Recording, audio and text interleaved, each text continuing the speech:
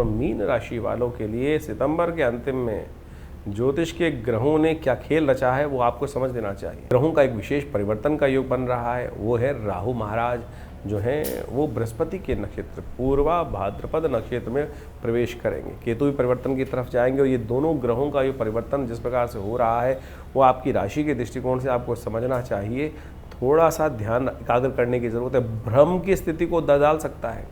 इस वक्त बृहस्पति की दृष्टि राहु पर पड़ रही है और वो जहाँ बैठे हैं वो कहीं ना कहीं थोड़ा सा नेगेटिव भाव है, और वहाँ राहु का भी बृहस्पति में जाना यानी विचारों में कुछ ना कुछ भ्रम की स्थिति उत्पन्न करने की स्थिति हो सकती है। यानी हमको लगेगा कि बहुत अच्छा चल रहा है और लेकिन शायद एकदम कोई ना कोई नुकसानदायक स्थिति उत्पन्न हो सकती है। अब राहु महाराज पूरी शक्ति में आ गए हैं।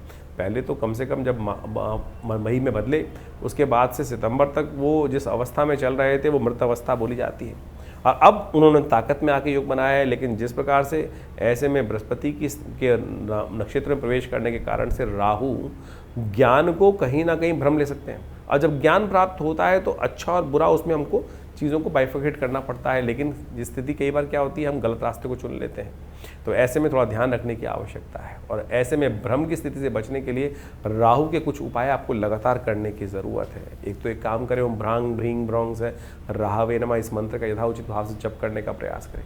शाम के समय जब सूर्य अस्त हो जाए तो घर से एक काम करने का प्रयास करें, घर से दक्षिण स्थिति में, घर के दक्षिण में एक दिया अवश्य जलवा दिया करें। ये राहु के नेगेटिव प्रभाव को दूर करने के लिए अच्छा होगा, और साथ साथ नेगेटिव सायों को दूर करने के लिए भी घर में एक रास्ता बनाएगा। नहीं तो भ्रम की स्थिति अननेसेसरी मीन राशि वालों के लिए परेशान करने की योग बनाएगी।